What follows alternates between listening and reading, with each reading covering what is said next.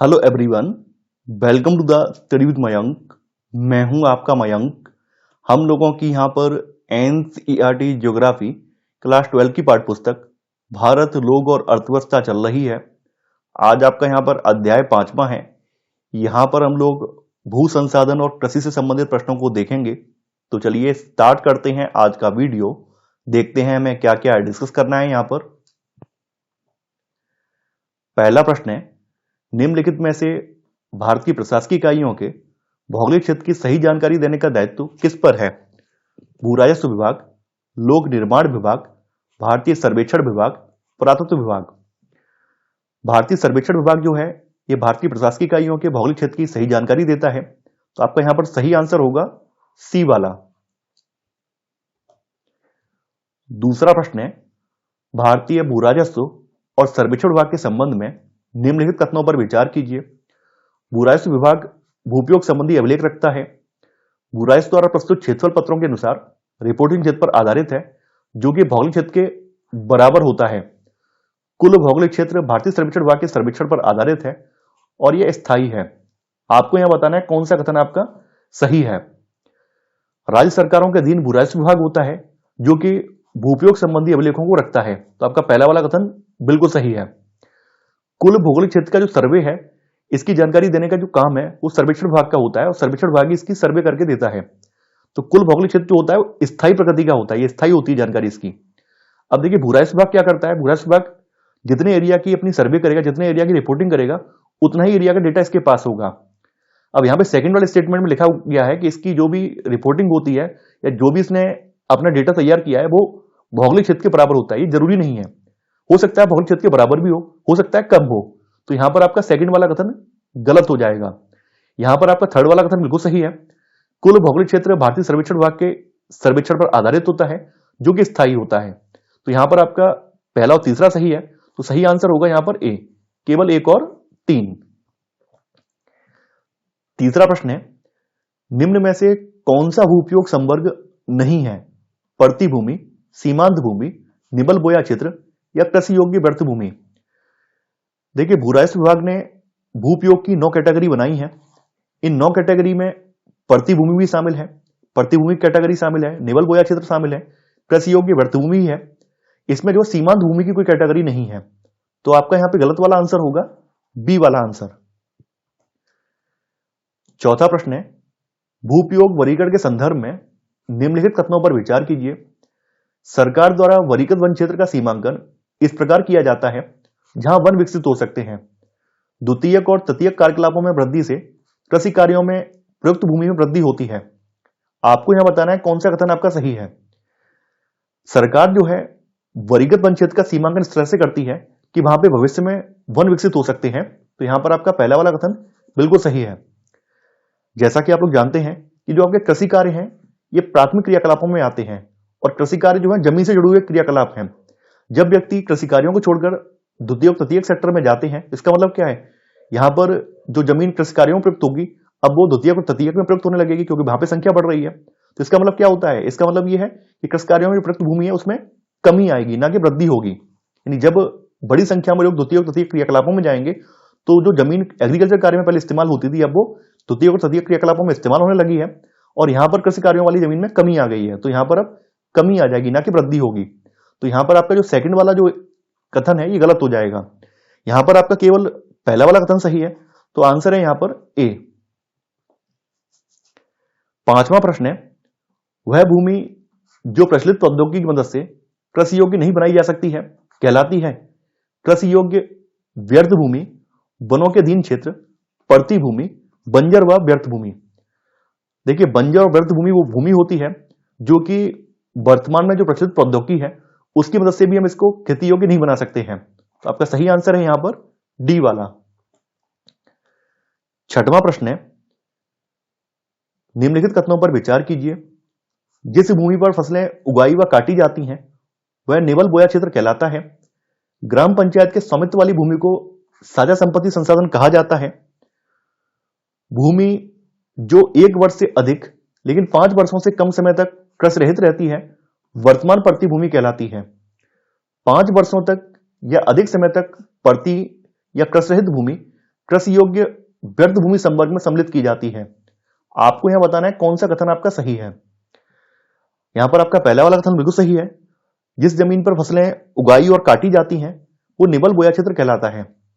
Second वाला कथन यहां पर यह भी सही है कि ग्राम पंचायत के स्वामित्व वाली जो भूमि होती है ये साझा संपत्ति के संसाधन कहलाते हैं। जैसे कि स्थायी चरागाह क्षेत्र जो है ना, ये सब क्या है, ये साझा संपत्ति संसाधन कहलाते हैं, क्योंकि ये ग्राम जो है गांव के अधीन होते हैं, तो ये साझा संपत्ति के संसाधन होते हैं। देखिए वो भूमि जो 1 वर्ष से अधिक लेकिन 5 वर्ष से कम समय तक प्रसरित रहती है, ये वर्तमान पड़ती भूमि नहीं बल्कि पुरातन पड़ती भूमि कहलाती है। ये पुरातन पड़ती भूमि कहलाती है, ना कि वर्तमान। तो यहां पर आपका थर्ड वाला जो है गलत हो जाएगा। यहां पर आपका चौथा वाला सही है। 5 वर्षों तक या अधिक समय तक जो पड़ती या कृषिरत भूमि होती है ये कृषि योग्य व्यर्थ भूमि संवर्ग में शामिल हो जाती है। अब देखिए जो भूमि 1 साल से कम समय के लिए पड़ती रहती है वो वर्तमान पड़ती भूमि कहलाती है। क्योंकि यहां पे पूछा गया है कौन सा सही नहीं है, तो यहां पर आपका थर्ड वाला सही नहीं है, तो आंसर होगा आपका बी, केवल थर्ड।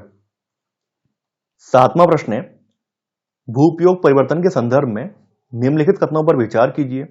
पहला है, अर्थव्यवस्था का समय के साथ आकार बढ़ने से भूमि पर कोई प्रभाव नहीं पड़ता। सेकंड, समय के साथ कृषि क्रियाकलापों का अर्थव्यवस्था में योगदान कम होने के साथ ही भूमि पर भी कृषि क्रियाकलापों का दबाव कम हो जाता है। समय के साथ अर्थव्यवस्था की संरचना में बदलाव से द्वितीयक और तृतीयक सेक्टरों में प्राथमिक सेक्टर की अपेक्षा तीव्रता से वृद्धि होती है। आपको यहां बताना है कौन सा कथन सही है। देखिए जब अर्थव्यवस्था का आकार बढ़ता है तो जो लोग हैं वो प्राइमरी सेक्टर से द्वितीय और तृतीयक सेक्टर में शिफ्ट होते हैं, तो इसकी वजह से भूमि पर प्रभाव पड़ता है। जो कृषि योग्य भूमि होती है ये गैर कृषि कार्यों में इस्तेमाल होने लगती है। तो यहां पर आपका पहला वाला कथन गलत हो जाएगा, क्योंकि यहां लिखा है कोई प्रभाव नहीं पड़ता, जबकि प्रभाव पड़ता है। सेकंड वाला जो कथन है ये आधा सही है और आधा गलत है। यहां पे जैसा कि लिखा गया है कि समय के साथ जो कृषि क्रियाकलाप होते हैं इनका अर्थव्यवस्था में योगदान कम होने लगता है। जैसे अपने देश में ही बात करें तो हमारे यहाँ की जीडीपी में जो प्राइमरी सेक्टर है या फिर प्राइमरी सेक्टर में भी एग्रीकल्चर कार्यों की बात करें तो एग्रीकल्चर का योगदान जो है 17% से भी कम है, 17% या 17.5% के लगभग है। वहीं आप अगर आप सेकेंडरी और टर्शियरी सेक्टर का योगदान देखेंगे, द्वितीय और तृतीयक क्षेत्र का योगदान देखेंगे, उनमें लगातार वृद्धि हो रही है। आपके तृतीयक सेक्टर का योगदान जो है 50% से भी ज्यादा है। वहीं आपके द्वितीयक जो सेक्टर है, विनिर्माण सेक्टर है, उसका योगदान 30% से भी ज्यादा है। जबकि एग्रीकल्चर का योगदान जो लगातार कम होता जा रहा है। यहाँ पे एग्रीकल्चर का योगदान भले कम हो रहा होगा, लेकिन हमारे यहाँ चूंकि जनसंख्या बढ़ती जा रही है, जनसंख्या का दबाव कम नहीं हो रहा है।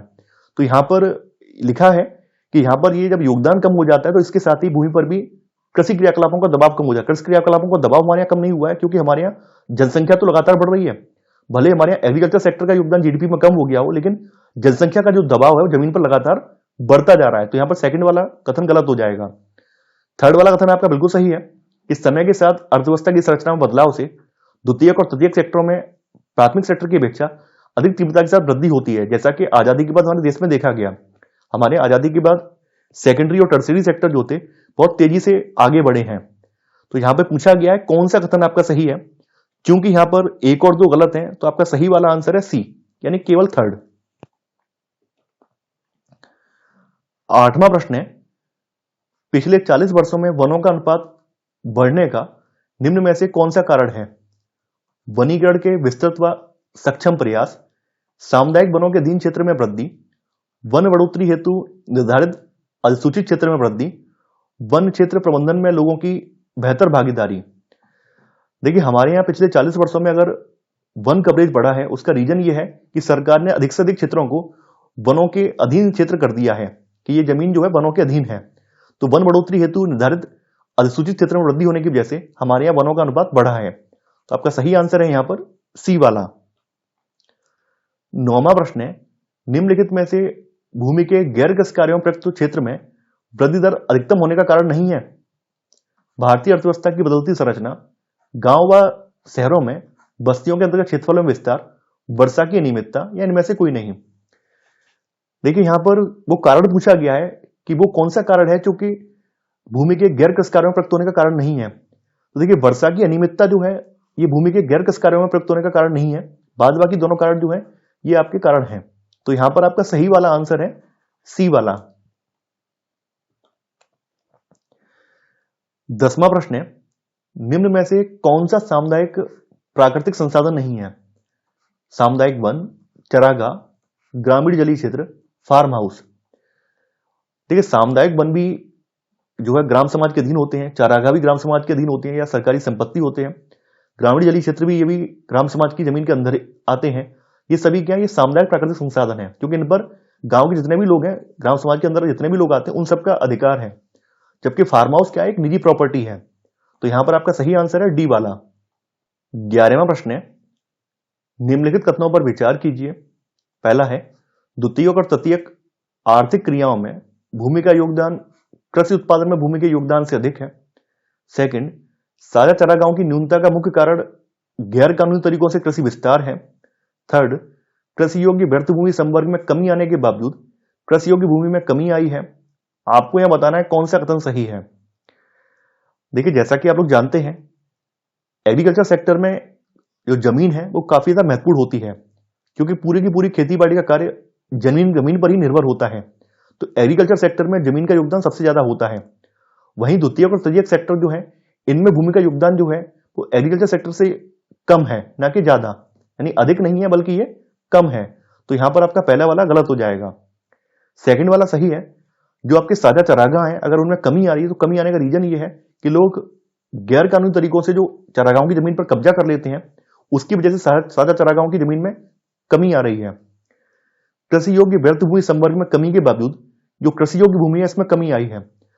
देखिए कृषि योग्य व्यर्थ भूमि संवर्ग में जो कमी आने का मतलब ये नहीं है कि वो सारी जमीन एग्रीकल्चर में इस्तेमाल हो रही है, ये जरूरी नहीं है। क्योंकि जैसा कि आप लोग जानते हैं, आजादी के बाद हमारे यहाँ द्वितीयक और तृतीयक सेक्टर में बढ़ोतरी हुई है। तो जो कृषि योग्य व्यर्थ भूमि संवर्ग है, ये जमीन जो है द्वितीयक और तृतीयक सेक्टर में चली गई है। इसके अलावा जो लोग खेती बाड़ी से अपना मुंह विमुख कर रहे हैं, वो लोग भी द्वितीयक और तृतीयक सेक्टर में जा रहे हैं। इसी वजह से हमारे यहाँ कृषि योग्य व्यर्थ भूमि संवर्ग में कमी आने के बावजूद भी कृषि योग्य भूमि में कमी आई है। तो यहां पर आपका 2 और 3 सही है। तो आपका सही आंसर है यहां पर डी वाला, केवल 2 और 3। 12वां प्रश्न है, भारत में फसल ऋतुओं के संदर्भ में निम्नलिखित कथनों पर विचार कीजिए। पृथक फसल ऋतुएं देश के उत्तरी भागों में नहीं पाई जाती हैं। खरीफ की फसलें अधिकतर उत्तर पूर्वी मानसून के साथ बोई जाती हैं। जायद एक अल्पकालिक ग्रीष्मकालीन फसल ऋतु है जो रबी की कटाई के बाद प्रारंभ होता है। देखिए जैसा कि आप लोग जानते हैं, हमारे देश में कर्क रेखा जो है देश के बीचों बीच से जा रही है। कर्क रेखा के नीचे वाला जो पार्ट है वो उष्णकटिबंध में पड़ता है। इसके अलावा जो हमारा प्रायद्वीपीय भाग है वो समुद्र के समकालीन प्रभाव के अधीन भी रहता है। इस वजह से वहां पर कोई पृथक ऋतु नहीं होती है। वहां पे पूरे साल लगभग मौसम जो है एक जैसा ही बना रहता है। तो पृथक फसल ऋतुएं जो है देश के उत्तरी भागों में नहीं बल्कि ये दक्षिणी भागों में नहीं पाई जाती हैं, जबकि उत्तरी भागों में ये पाई जाती हैं। तो आपका पहला वाला कथन गलत हो जाएगा। खरीफ सीजन की बात करें तो खरीफ सीजन जो है जुलाई अगस्त से स्टार्ट होता है। ये सीजन जो है जुलाई अगस्त से स्टार्ट होता है और यहां पर अक्टूबर नवंबर में जो है फसल काट ली जाती है। अब यहां पे बात की गई खरीफ फसलें जो है अधिकतर उत्तर पूर्वी मानसून के साथ बोई जाती हैं। उत्तर पूर्वी मानसून का मतलब जान रहे हैं, जो लौटता हुआ मानसून है, जो कि अक्टूबर नवंबर में वापसी वाला मानसून है, उसकी बात हो रही है। तो उत्तर पूर्वी मानसून वाला जो सीजन होता है वो रबी की फसल का सीजन होता है, ना कि खरीफ की फसल का सीजन। खरीफ की फसलें जो होती हैं वो दक्षिण पश्चिम मानसून के साथ बोई जाती हैं। ये दक्षिण पश्चिम मानसून के साथ बोई जाती है, ना कि उत्तर पूर्व मानसून के साथ। तो यहां पर आपका सेकंड वाला गलत हो जाएगा। उत्तर पूर्व मानसून के साथ जो है रबी का सीजन होता है, उत्तर भारत में रबी का सीजन होता है, ना कि खरीफ का। तो यहां पर 1 और 2 गलत है। जायद का सही है कि जायद एक अल्पकालिक ग्रीष्मकालीन फसल ऋतु है जो रबी की कटाई के बाद प्रारंभ होती है। तो यहां पर आपका केवल 1 कथन सही है। तो आपका आंसर है यहां पर ए, केवल 1। 13वां प्रश्न है, निम्नलिखित फसलों में से कौन सी एक खरीफ ऋतु की फसल नहीं है? अरहर, जूट, सरसों, बाजरा। जैसा कि आप जानते हैं कि खरीफ का जो सीजन होता है जुलाई से लेकर अगस्त के बीच का होता है ना। तो अरहर, जूट और बाजरा ये सब क्या है, खरीफ की फसलें हैं। जबकि सरसों जो है ये रबी की फसल है, जो कि अक्टूबर और नवंबर महीने में बोई जाती है। तो आपका सही आंसर है यहां पर सी वाला।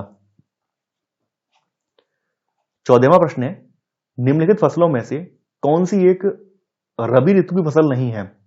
गेहूं, कपास, तोरई, चना। रबी सीजन जो है अक्टूबर और नवंबर का होता है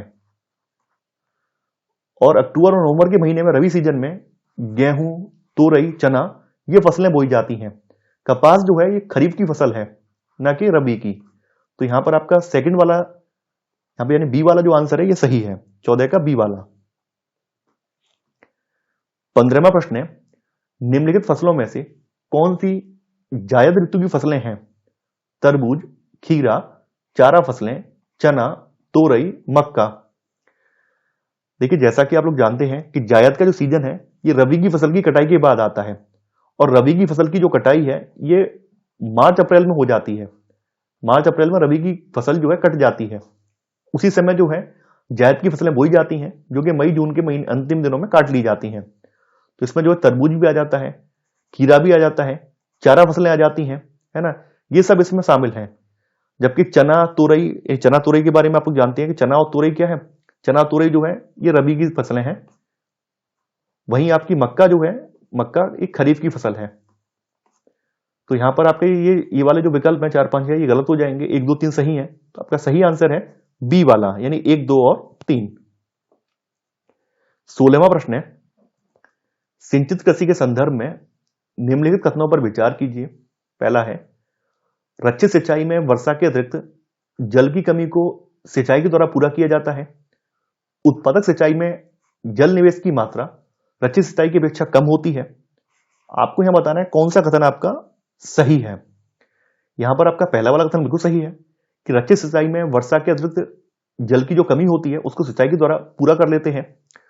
उत्पादक सिंचाई का मतलब ही यह है कि इसमें जल निवेश की मात्रा जो है वो रचित सिंचाई की अपेक्षा कम नहीं होती है, बल्कि इसकी अपेक्षा अधिक या फिर ज्यादा होती है।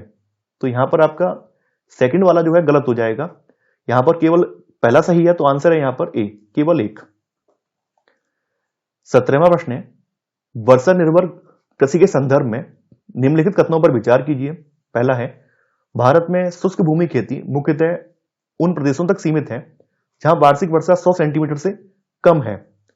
सेकंड, आर्द्र कृषि क्षेत्रों में वर्षा ऋतु के अंतर्गत वर्षा जल पौधों की जरूरत से अधिक होता है।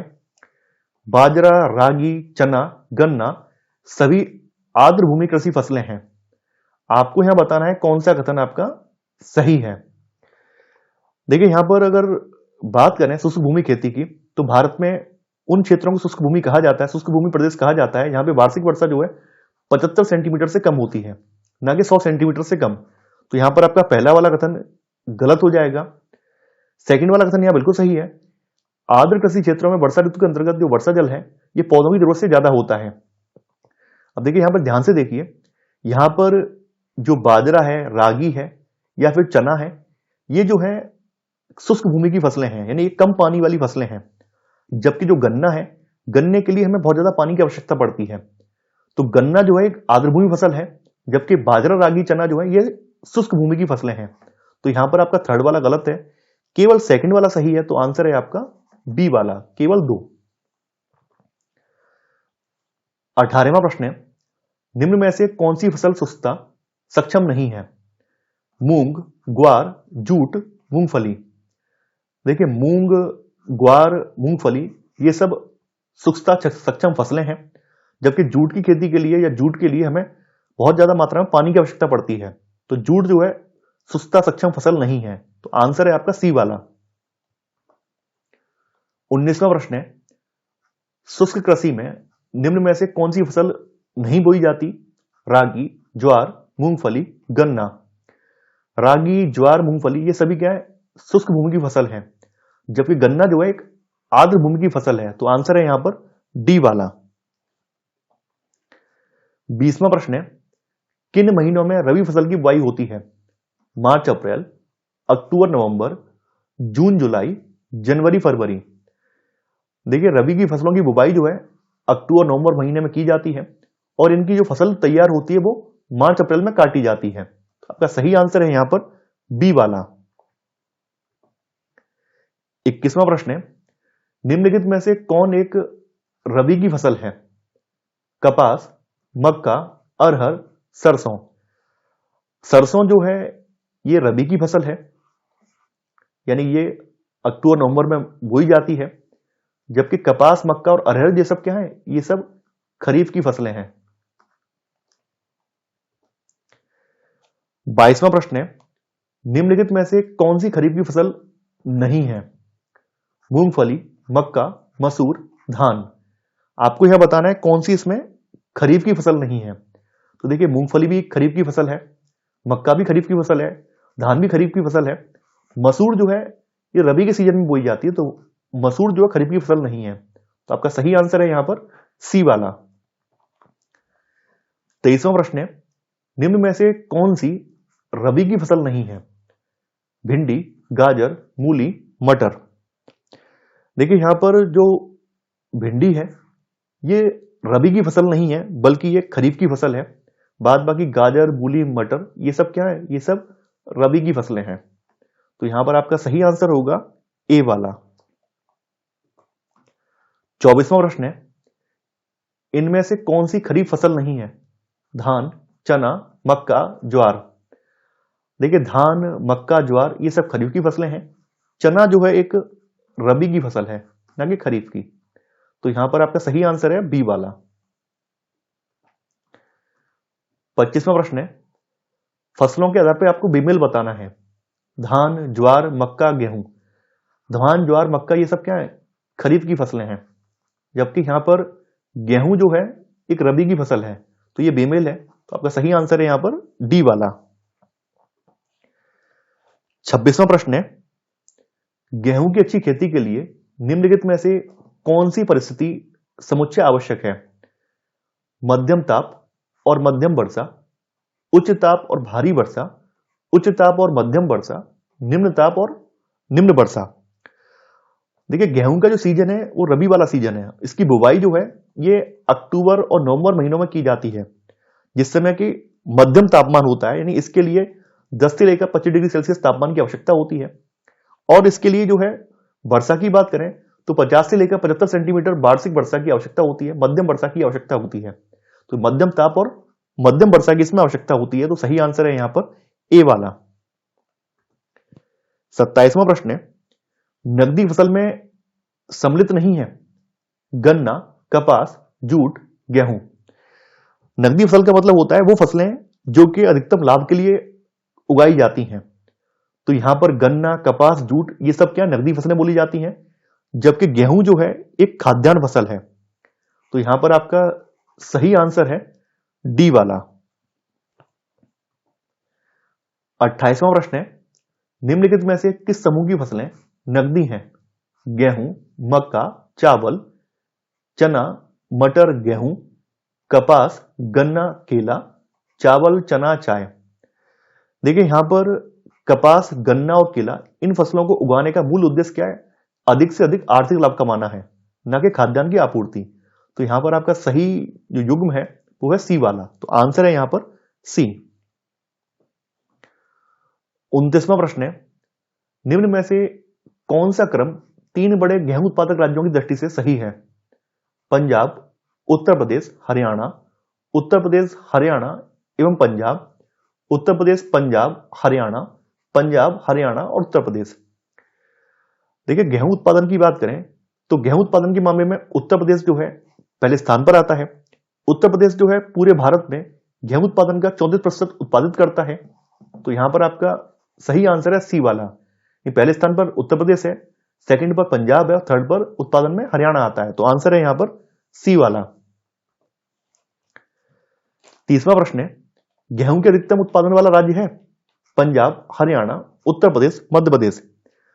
चूंकि हमारे यहां पर उत्तर प्रदेश में गेहूं उत्पादन का क्षेत्रफल भी अधिकतम है, इस वजह से यहां पर गेहूं का उत्पादन भी ज्यादा होता है। तो यहां पर आंसर है आपका सी वाला। माही सुगंधा किस फसल की प्रजाति है? धान, गेहूं, सूरजमुखी, सरसों। देखिए, माही सुगंधा जो है गेहूं की एक प्रजाति है। इसके अलावा गेहूं की इन प्रजातियों में आभा, अभय, आदित्य, आकाश या फिर अंबिका, दीप्ति ये सभी गेहूं की अन्य प्रजातियां हैं। तो आपका सही आंसर है यहां पर बी वाला। 32वां प्रश्न है, किसके उत्पादन में भारत में उत्तर प्रदेश का पहला स्थान है? चावल और गेहूं के, गेहूं और गन्ना के, चावल और गन्ना के, गेहूं और दाल के। देखिए, प्रेजेंट में जो आपके 2020-21 के जो आंकड़े हैं, जो कि लेटेस्ट आंकड़े बोले जा रहे हैं, उनके अनुसार गेहूं और गन्ना के उत्पादन में यूपी जो है पहले स्थान पर आता है, फर्स्ट पर आता है। तो यहां पर आपका सही आंसर है बी वाला। 33वां प्रश्न है, निम्नलिखित में से गेहूं की कौन सी प्रजाति प्रेरित उत्परिवर्तन द्वारा विकसित की गई है? कल्याण सोना, सोनोरा 64, शरबती सोनारा, सोनालिका। देखिए यहां पर जो सोनोरा 64 जो प्रजाति है, ये प्रेरित उत्परिवर्तन के द्वारा विकसित करके की गई गेहूं की एक प्रजाति है। तो यहां पर आपका सही आंसर है बी वाला। 34वां प्रश्न है, गेहूं में बौनेपन का जीन है? नॉरिन 10, डीजीवू-जेन, ओपेक 2 या उपरोक्त में से कोई नहीं। नॉरिन 10 जो है ये गेहूं में बौनेपन का जीन है। डीजीवू-जेन जो है ये चावल में बौनेपन का एक जीन है। ओपेक 2 जो है ये मक्का में बौनेपन का एक जीन है। तो यहां पर आपका सही आंसर है ए वाला। 35वां प्रश्न है, मैक्रोनी गेहूं सबसे उपयुक्त किन परिस्थितियों में है? अत्यंत सिंचित परिस्थितियों के लिए, विलंबन से बुआई के लिए, असिंचित परिस्थितियों के लिए, उपयुक्त में से किसी के लिए नहीं। देखिए जो मैक्रोनी गेहूं है ये ऐसे क्षेत्रों के लिए विकसित की गई प्रजाति है जहां पर कम सिंचाई हो पाती है या कम वर्षा होती है। तो ये असिंचित परिस्थितियों के लिए तैयार की गई प्रजाति है। तो आपका सही आंसर है सी वाला। 36वां प्रश्न है, राज 3077 एक प्रजाति है मक्का की, ज्वार की, धान की, गेहूं की। देखिए राज 3077 जो है ये गेहूं की एक प्रजाति है। तो आपका सही आंसर है यहां पर डी वाला। 37वां प्रश्न है, पूसा सिंधु गंगा एक प्रजाति है गेहूं की, धान की, मसूर की या चना की। पूसा सिंधु गंगा जो है गेहूं की एक प्रजाति है। एक यहां पर आपको हिंट और मैं कर रहा हूं, जिसके भी आगे पूसा लगा हो वो सब गेहूं से संबंधित होते हैं। अगर एग्जाम में आप जिस किसी के आगे कोई प्रजाति आप देख रहे हैं और पूसा लगा हुआ है तो वो सब गेहूं से मोस्टली रिलेटेड होते हैं। तो आप अगर तुक्का भी लगा रहे होंगे तो गेहूं ही लगाना। 38वां प्रश्न है, यूपी 308 एक प्रजाति है चावल की, गेहूं की, कपास की, बाजरा की। देखिए ये भी एक गेहूं की प्रजाति है। तो आपका सही आंसर है यहां पर बी वाला। 39वां प्रश्न है, निम्नलिखित में से कौन सा एक गेहूं की फसल का रोग है? Blast, tikka, dust, rust. देखिए रस्ट जो है गेहूं की फसल में लगने वाला एक प्रमुख रोग है जो कि 3 प्रकार का होता है। एक तो पीला होता है, एक इसमें भूरा होता है, भूरा रस्ट होता है, और एक होता है इसमें काला। 3 प्रकार का रस्ट होता है, यानी पीला, भूरा और काला रस्ट, ये 3 प्रकार का रस्ट होता है। तो आपका सही आंसर है यहां पर डी वाला। 40वां प्रश्न है, कल्याण सोना एक किस्म है चावल की, मक्का की, गेहूं की, ज्वार की। कल्याण सोना गेहूं की एक किस्म है। तो आपका सही आंसर है यहां पर सी वाला। 41वां प्रश्न है, भारत में फसलों की अधिक पैदावार वाली निम्नलिखित किस्मों पर विचार कीजिए। अर्जुन, पद्मा, जया, सोनालिका। इनमें से कौन कौन सी गेहूं की किस्में हैं? यानी यहां पे आपको गेहूं वाली किस्में बतानी है। देखिए यहां पर पद्मा और जया जो है ये चावल की किस्में हैं, ना कि गेहूं की। जबकि अर्जुन और सोनालिका जो है ये गेहूं की किस्में हैं। तो आपका सही आंसर है यहां पर 41 का सी वाला। 42वां प्रश्न है, गेहूं के साथ 2 फसली के लिए अरहर की उपयुक्त किस्म है? NA1, बहार, UPAS 120 या उपयुक्त में से कोई नहीं। देखिए गेहूं के साथ अगर हम गेहूं के साथ एक और फसल उगाना चाह रहे हैं तो अरहर की एक जो सबसे बेहतर किस्म है वो UPAS 120 है। तो आंसर है आपका सी वाला। 43वां प्रश्न है, निम्नलिखित कथनों पर विचार कीजिए। भारत में गेहूं का सर्वाधिक उत्पादन उत्तर प्रदेश राज्य से प्राप्त होता है। उत्तर प्रदेश में अधिकतम क्षेत्रफल वाली फसल पद्धति धान गेहूं है। अगला है, गेहूं की सिंचाई के लिए पुष्प लगने की अवस्था सर्वाधिक क्रांतिक अवस्था मानी जाती है। देखिए यहां पर आपका पहला वाला कथन बिल्कुल सही है।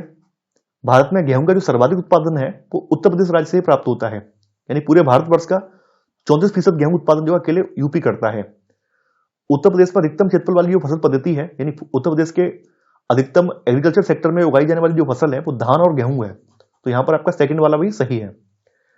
गेहूं की सिंचाई तब करते हैं इसमें जब क्राउन निकल आते हैं। क्राउन का मतलब जिसको हम कहीं कहीं पर अपनी भाषा में बोलते नहीं, इसमें छोटे छोटे जो ऊपर से बोलते हैं किल्ला टाइप निकल आते हैं, किल्ले बोलते हैं, कहीं किल्ला बोलते हैं, या कहीं कहीं अपनी भी लोकल लैंग्वेज अलग अलग शब्द बोलते हैं। यानी जब गेहूं की हम बीज को बोते हैं तो छोटे छोटे पौधे जो निकल आते हैं वो उस अवस्था में पानी लगाने की सबसे उपयुक्त अवस्था मानी जाती है।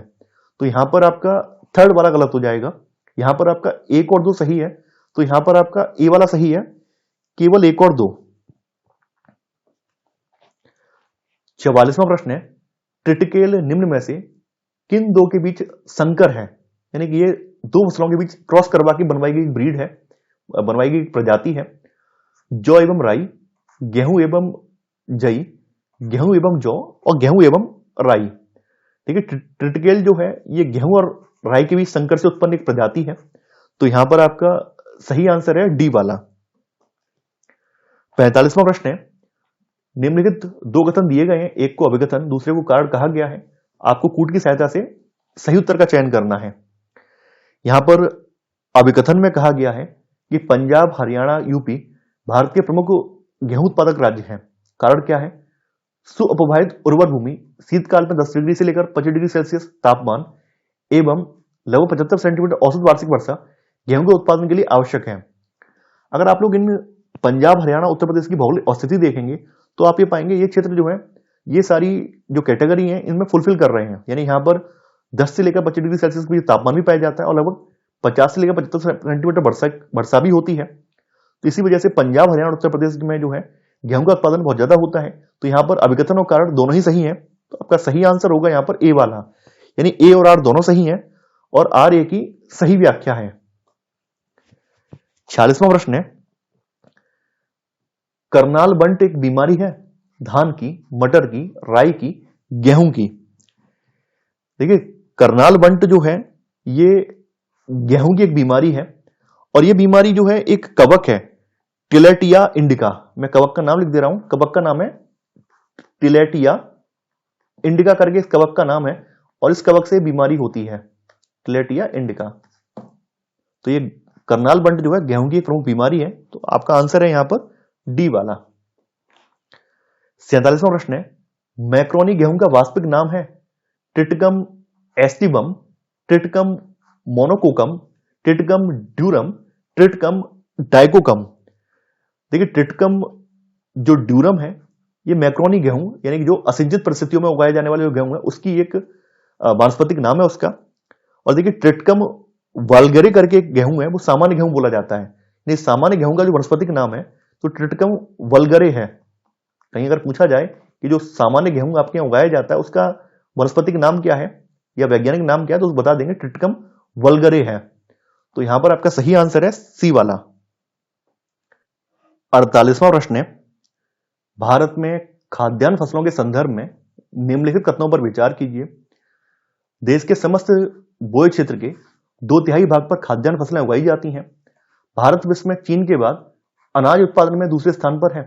आपको यहां बताना है कौन सा कथन आपका सही है।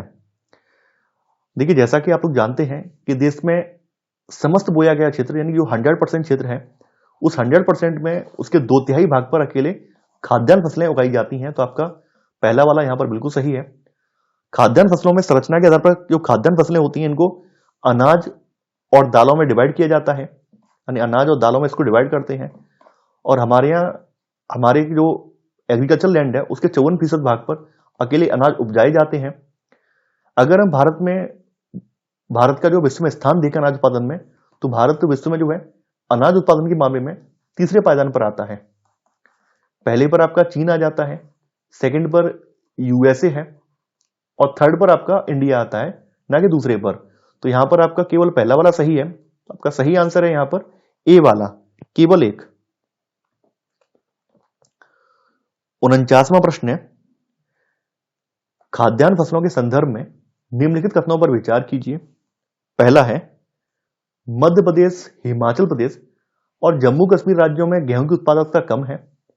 सेकंड, उत्तर प्रदेश देश का सर्वाधिक गेहूं उत्पादन करने वाला राज्य तो है, किंतु प्रति हेक्टेयर पैदावार यहां पर मध्यम स्तर की है। चना उपोष्णकटिबंधीय क्षेत्रों की फसल है। देश में दाल का सर्वाधिक उत्पादन करने वाला राज्य हरियाणा है। आपको यहां बताना है कौन सा कथन आपका सही है? देखिए, आपका पहला वाला कथन बिल्कुल सही है।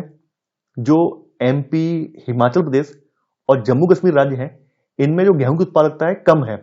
कम होने का रीजन ये है कि यहां पर जो गेहूं की फसल है वो वर्षा आधारित है।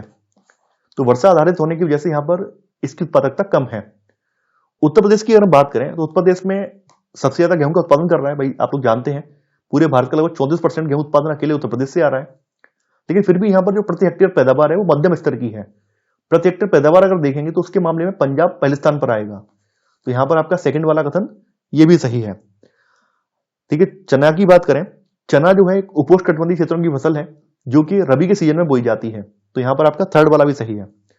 चौथा वाला गलत है।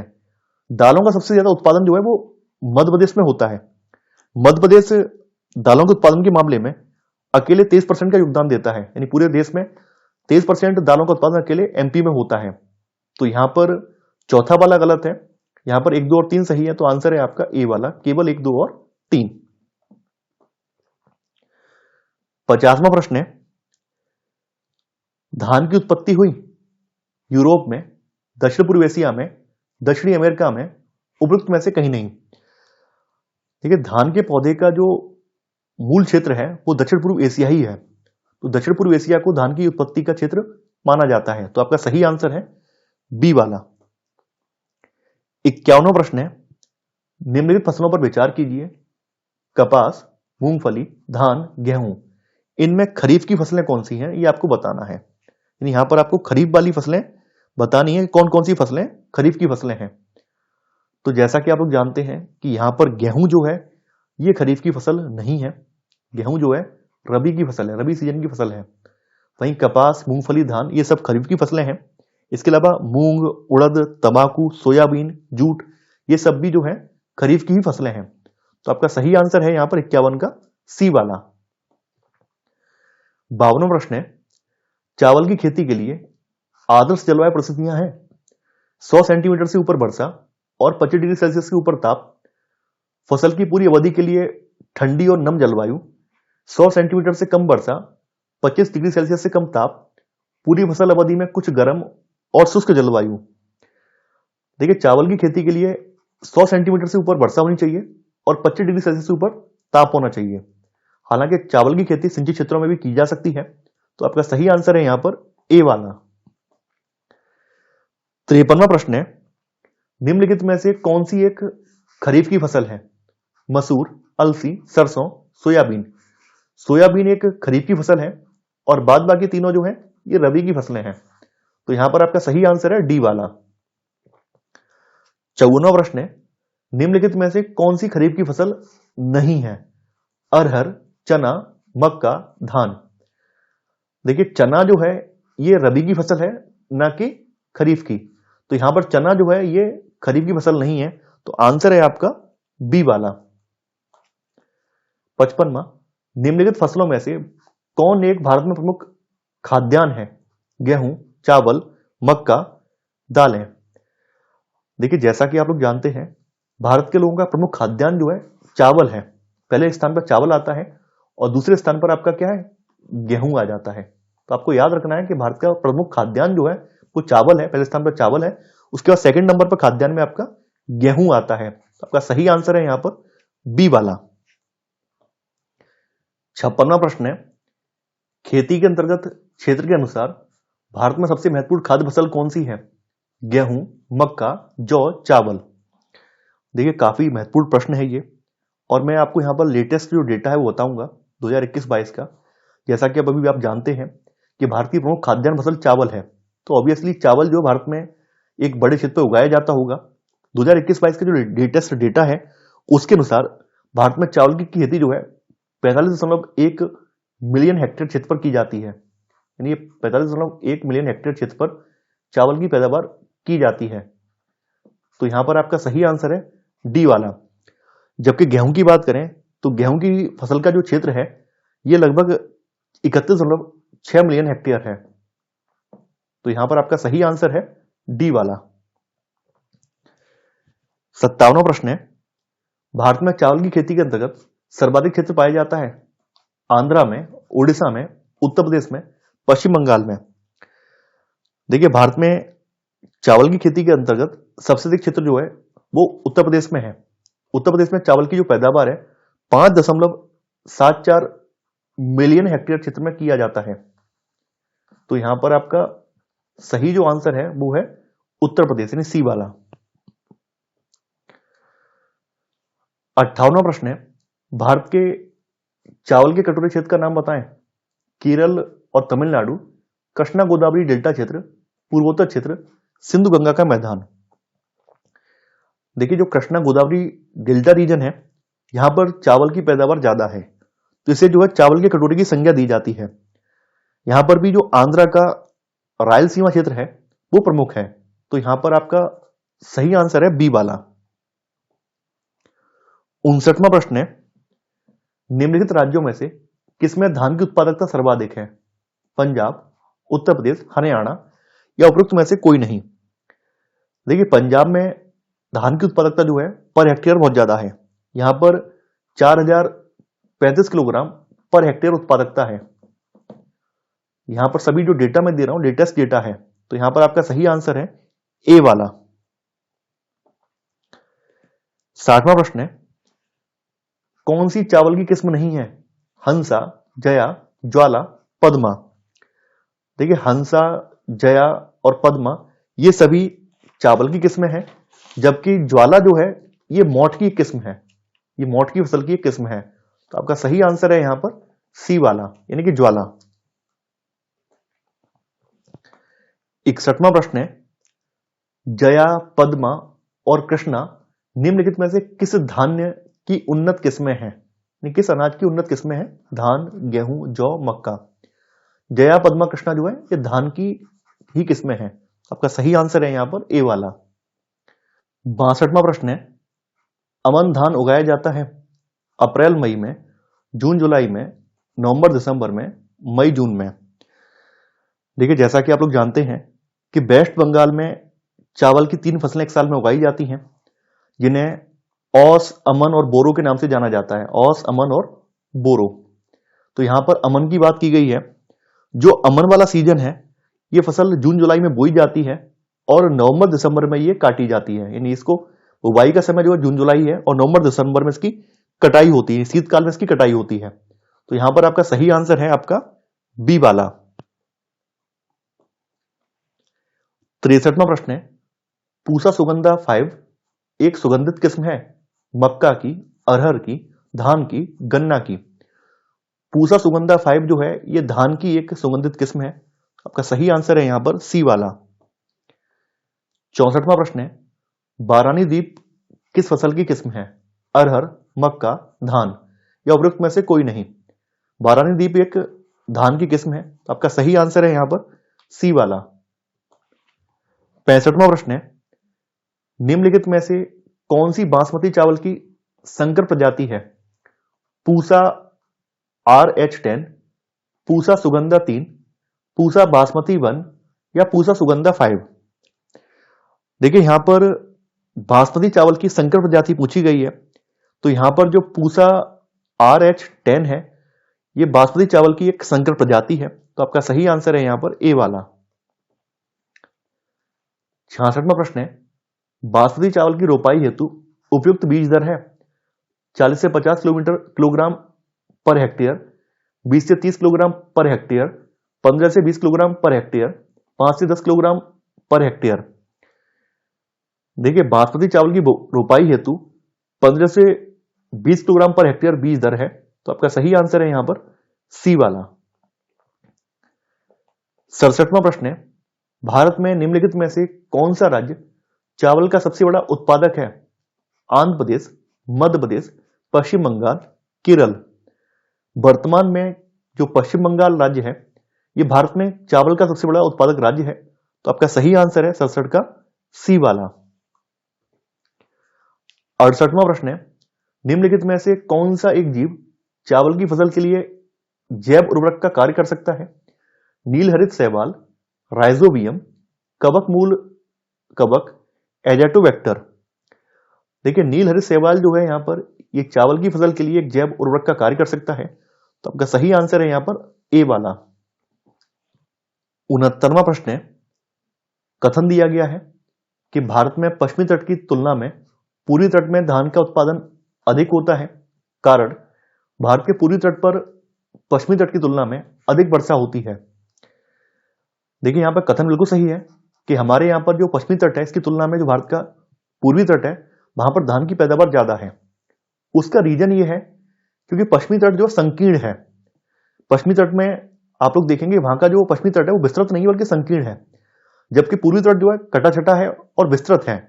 और पूर्वी तट पर प्रायद्वीपीय भारत की अधिकांश नदियां डेल्टा भी बनाती हैं, तो वहां पर जो उपजाऊ मैदान है वो भी ज्यादा है।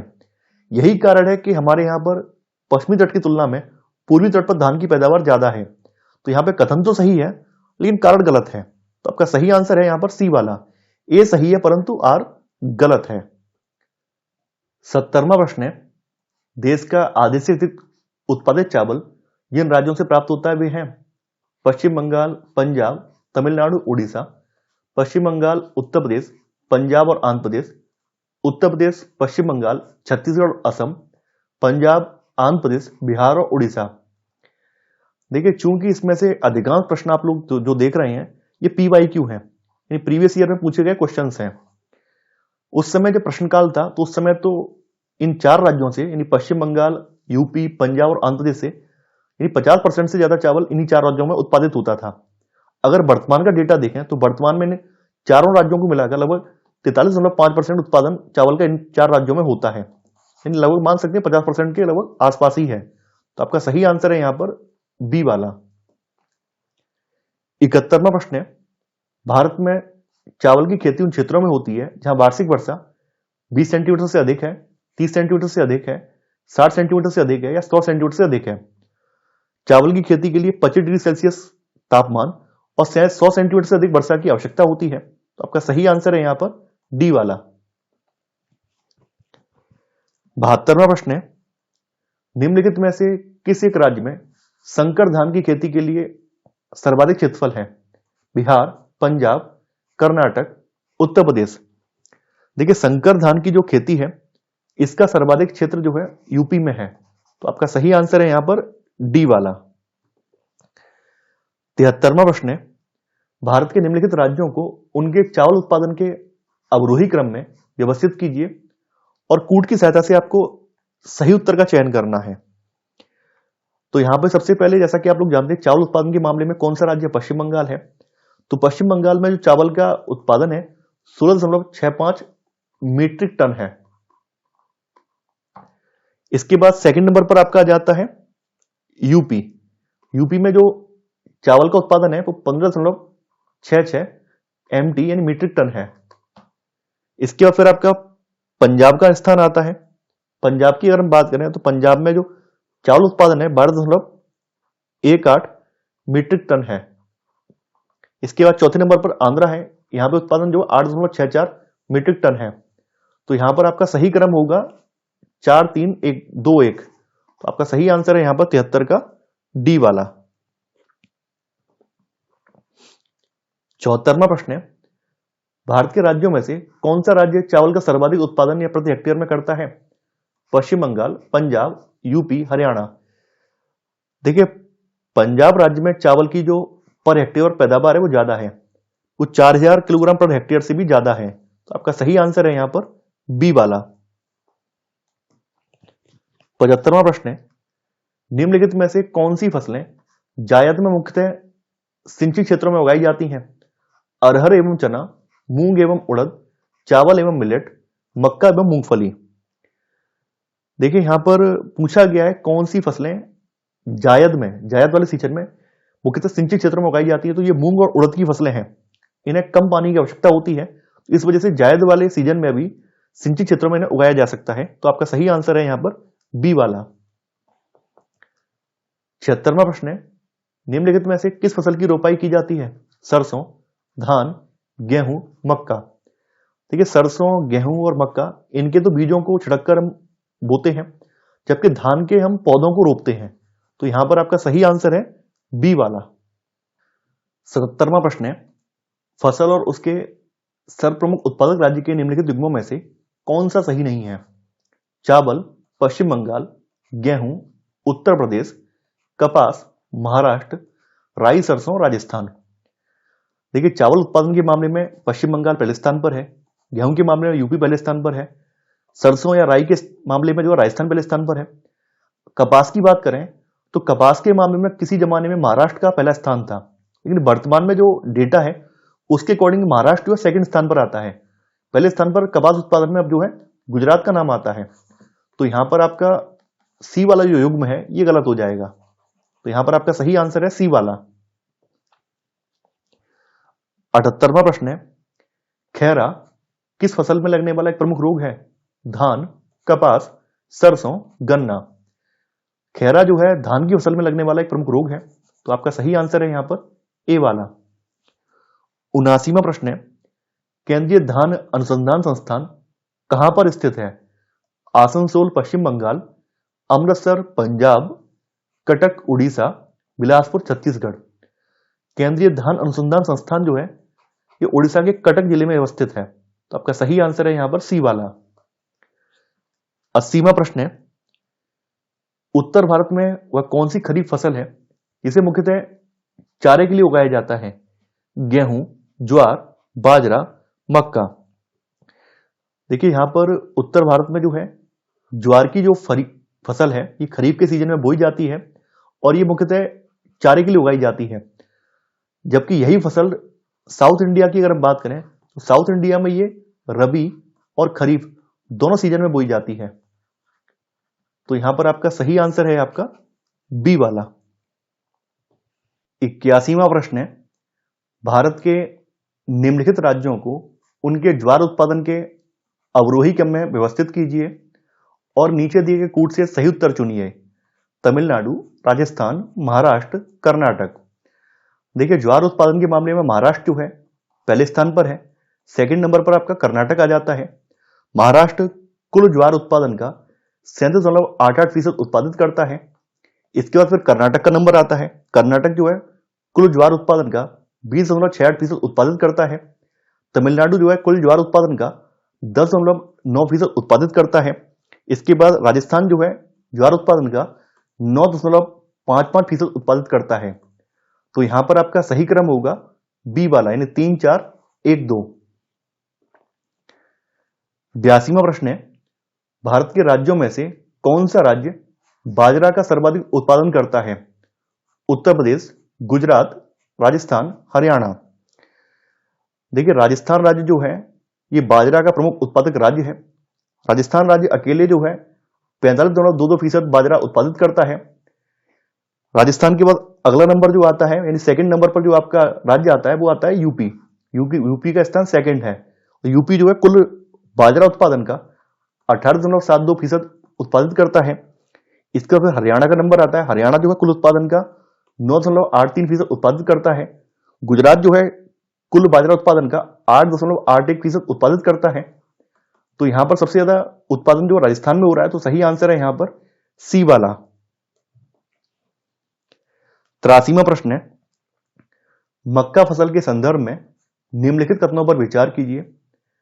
मक्का की फसल निम्न कोटि मिट्टी व अर्ध शुष्क जलवायु परिस्थितियों में उगाई जाती है। सर्वाधिक मक्का उत्पादन करने वाला राज्य आंध्र प्रदेश है। मक्का की फसल पूर्वी और उत्तर पूर्वी भारत को छोड़कर देश के लगभग सभी हिस्सों में बोई जाती है। इसकी पैदावार दक्षिण राज्यों में अधिक है जो मध्य भागों की ओर कम होती जाती है। देखिए यहां पर पहला वाला कथन बिल्कुल सही है कि मक्का की फसल जो है निम्न कोट मिट्टी और अर्धशुष्क जलवायु परिस्थितियों में उगाई जाती है। सर्वाधिक मक्का उत्पादन करने वाला राज्य आंध्र प्रदेश नहीं है, बल्कि वर्तमान में ये राज्य जो है कर्नाटक है। तो यहां पर आपका सेकंड वाला कथन जो है गलत हो जाएगा। थर्ड वाला बिल्कुल सही है कि मक्का की फसल जो है पूर्वी और उत्तर पूर्वी भारत को छोड़कर बाद बाकी देश के हिस्सों में बोई जाती है। चौथा वाला भी सही है, इसकी पैदावार जो है दक्षिण के राज्यों में अधिक है और दक्षिण से जैसे जैसे मध्य राज्यों की ओर बढ़ते जाते हैं तो इसकी पैदावार कम होती जाती है। यहां पर आपका 1 3 और 4 सही है, तो सही आंसर है यहां पर सी वाला। 84वां प्रश्न है, भारत में दालों के उत्पादन के संदर्भ में निम्नलिखित कथनों पर विचार कीजिए। उड़द की खेती खरीफ और रबी दोनों फसलों में की जा सकती है। कुल दाल उत्पादन का लगभग आधा भाग केवल मूंग का होता है। पिछले 3 दशकों में जहां खरीफ दालों का उत्पादन बढ़ा है, वहीं रबी दालों का उत्पादन घटा है। आपको बताना है कौन सा यहां पर सही है। यह प्रश्न जो है आईएएस परीक्षा में पूछा गया प्रश्न है और काफी ज्यादा महत्वपूर्ण प्रश्न है। देखिए, दालों की बात करें तो उड़द की जो दाल है, इसकी खेती खरीफ और रबी दोनों सीजनों में की जाती है। और अगर हम यहाँ पे बात करें खरीफ और रबी की दालों की बात करें, तो खरीफ की दालों में उड़द, तूर, मूंग ये सब आ जाती हैं। इसमें उड़द की खेती जो है ये खरीफ और रबी दोनों में की जा सकती है। यानी नॉर्थ इंडिया में ये जो है खरीफ की फसल है और साउथ इंडिया में ये रबी की फसल है। वहीं रबी की दालों की बात करें तो रबी की दालों में चना और मसूर आ जाती हैं। यहां पर आपका जो सेकंड वाला है ये गलत है। जैसा कि आपको मैंने बताया था कि कुल दाल उत्पादन का लगभग आधा भाग जो है वो चना की दाल का है, न कि मूंग दाल का। तो चना का पार्ट जो है वर्तमान की अगर बात करें तो चना का जो योगदान जो दालों में है वो 43.9% का है। तो चना की दाल प्रमुख है। चना के बाद फिर सेकंड नंबर पर तूर दाल या फिर अरहर की दाल आ जाती है और थर्ड नंबर पर फिर आपकी आती है मूंग वाली दाल। तो यहां पर आपका सेकंड वाला भी गलत है। थर्ड वाले की यहां पे बोला गया पिछले 3 दशकों में जहां खरीफ दालों का उत्पादन बढ़ा है, वहीं रबी दालों का उत्पादन घटा है। देखिए, यहां पर गलत लिखा गया है। पिछले 3 दशकों की अगर बात करें तो यहां पर रबी के दालों की जो उत्पादन है उसमें लगभग 150% की वृद्धि देखी गई है। वहीं खरीफ की जो दालें हैं, खरीफ की दालों में उड़द, तूर, मूंग, इनका जो उत्पादन है वो स्थिर बना रहा है। तो यहां पर आपका केवल पहला वाला सही है। तो आंसर है यहां पर ए वाला। 85वां प्रश्न है, निम्न में से कौन एक देश दलहनी फसलों का मुख्य उत्पादक और उपभोक्ता है? यूएसए, चीन, इंग्लैंड, भारत। देखिए, भारत जो है दालों के उत्पादन में और उपभोग के मामले में पहले स्थान पर है, क्योंकि भारत में 40% से ज्यादा लोग जो है शाकाहारी हैं। इसलिए भारत जो है दालों का प्रमुख उत्पादक और उपभोक्ता है। तो आपका सही आंसर है यहां पर डी वाला। 86वां प्रश्न है, भारत से निम्नलिखित में से कौन एक उत्पाद सामान्यतः निर्यात नहीं किया जाता है? गेहूं, दालें, चीनी, चावल। देखिए, हमारे यहाँ जो बाद बाकी जो अतिरिक्त जो खाद्यान्न होते हैं उनको तो हम निर्यात कर देते हैं। केवल दालें ही एक ऐसा खाद्यान्न है जो कि हमारे यहाँ उत्पादन के बाद भी, दुनिया का सबसे ज्यादा उत्पादन करने के बाद भी हमारे यहाँ दालों की कमी रहती है और हमें दालें अन्य देशों से आयात करनी पड़ती हैं। इस वजह से दालें जो निर्यात नहीं की जा सकती हैं। तो यहां पर आपका सही आंसर है बी वाला। 87वां प्रश्न है, भारत में दालों की कमी है परंतु प्रोटीन की नहीं। कारण है दालों की मांग की वरीयता है। यहां पर बिल्कुल सही बात है कि हमारे यहाँ दालों की कमी है। भाई, दाल हमारे यहाँ कमी होने का रीजन ये है क्योंकि हमारे यहाँ उपभोग बहुत ज्यादा है दाल का। हालांकि प्रोटीन की कमी नहीं है, क्योंकि हमारे यहाँ अन्य सोर्सों से भी या फिर हम दालों का आयात कर लेते हैं तो प्रोटीन की कमी नहीं होती है। रीजन क्या है कि दालों की मांग की वरीयता है, क्योंकि हमारे यहाँ दालों की मांग बहुत ज्यादा हाई है। तो यहां पर कथन और कारण दोनों सही है। तो आपका सही आंसर है ए वाला। ए और आर दोनों सही हैं और आर ए की सही व्याख्या है। 88वां प्रश्न है, भारत में दालों का सबसे बड़ा उत्पादक राज्य है? आंध्र प्रदेश, बिहार, मध्य प्रदेश, राजस्थान। दालों का सबसे बड़ा उत्पादक राज्य मध्य प्रदेश राज्य है। तो यहां पर आपका सही आंसर है सी वाला। 89वां प्रश्न है, फसल का प्रकार जिसमें हवा से नत्रजन संचित करने की क्षमता होती है? गेहूं, दालें, कॉफी। देखिए, दालें ही ऐसी फसल हैं जो कि हवा से नाइट्रोजन को जमीन में संचित करती हैं। तो दालों की जो जड़ें होती हैं उनमें जो बैक्टीरिया पाया जाता है वो नत्रजन करने में सहायता करता है। तो यहां पर आपका सही आंसर है बी वाला। दलहनी फसलों के उत्पादन हेतु कौन सा तत्व आवश्यक है? Chromium, iodine, sodium, cobalt. ये काफी ज्यादा महत्वपूर्ण प्रश्न है, पूछा भी गया है 2-3 बार एग्जाम में। देखिए, कोबाल्ट और राइजोबियम जो बैक्टीरिया है ये काफी ज्यादा महत्वपूर्ण है दलहनी फसलों के उत्पादन के लिए। कोबाल्ट और राइजोबियम जो है ये दालों में B12 जो विटामिन है इसके संश्लेषण में सहायक होते हैं। तो यहां पर आपका सही आंसर है डी वाला। 91वां प्रश्न है, निम्नलिखित में से कौन सा सही सम्मिलित नहीं है? अरहर, नीलम, मूंगफली, चंद्रा, मसूर, पंत L406, सरसों, वरुणा। देखिए, चंद्रा जो मूंगफली की प्रजाति है, पंत L406 मसूर दाल की प्रजाति है, वरुणा जो सरसों की प्रजाति है, नीलम एक अरहर की प्रजाति नहीं है बल्कि ये आम की एक प्रजाति है। तो यहां पर आपका ए वाला गलत है, तो आंसर है आपका ए वाला। 92वां प्रश्न है, दलहनी फसलों में संतुलित खाद का अनुपात होता है, एनपीके का अनुपात होता है 1:2:2, 3:2:1, 4:2:1, 2:2:1। देखिए दलहनी फसलों में संतुलित खाद का अनुपात जो है 1:2:2 होता है, तो आपका सही आंसर है यहां पर ए वाला। 93वां प्रश्न है, अरहर का जन्म स्थान है अमेरिका, भारतवर्ष, दक्षिण अफ्रीका, मिस्र। अरहर का जन्म स्थान भारतवर्ष है। मालवीय चमत्कार एक प्रजाति है मटर की, मूंग की, अरहर की, गेहूं की। मालवीय चमत्कार अरहर की एक प्रजाति है, तो सही आंसर है यहां पर सी वाला। बहार एक प्रसिद्ध प्रजाति है मटर की, मूंगफली की, चना की, अरहर की। बहार भी एक अरहर की एक प्रसिद्ध प्रजाति है, तो सही आंसर है यहां पर डी वाला। 96वां प्रश्न है, देश में अरहर के कुल उत्पादन का सर्वाधिक भाग किस राज्य से आता है? Karnataka, Maharashtra, UP, MP. अरहर उत्पादन के मामले में कर्नाटक जो है पहले स्थान पर आता है। कर्नाटक से अरहर का जो है 28.94% हिस्सा आता है। कर्नाटक के बाद अरहर का दूसरा प्रमुख उत्पादक राज्य जो है वो महाराष्ट्र है। महाराष्ट्र जो है 27.86% अरहर का हिस्सा आता है, तो यहां पर आपका सही आंसर है यहां पर ए वाला। देश में चना का सर्वाधिक उत्पादन करने वाला राज्य कौन सा है? राजस्थान, एमपी, महाराष्ट्र, उत्तर प्रदेश। देखिए मध्य प्रदेश भारत का सबसे बड़ा चना उत्पादक राज्य है, ये पहले स्थान पर आता है इस मामले में। और मध्य प्रदेश जो है कुल चना उत्पादन का 24.63% उत्पादित करता है। एमपी के बाद सेकंड नंबर पर आपका आ जाता है राजस्थान। राजस्थान जो है कुल उत्पादन का 23.99% उत्पादित करता है, तो यहां पर आपका सही आंसर है बी वाला।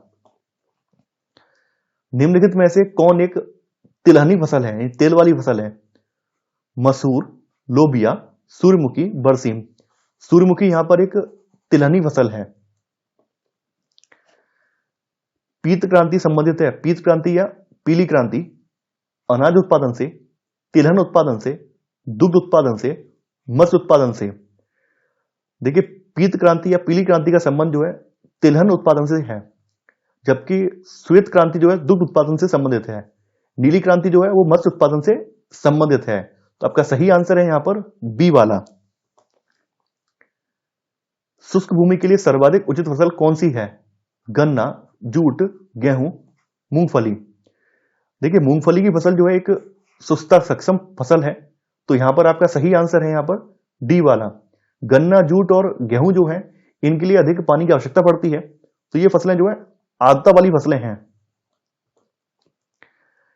अगला है पेगिंग एक लाभकारी प्रक्रिया है गन्ना में, शकरकंद में, मूंगफली में, टेपियोका में।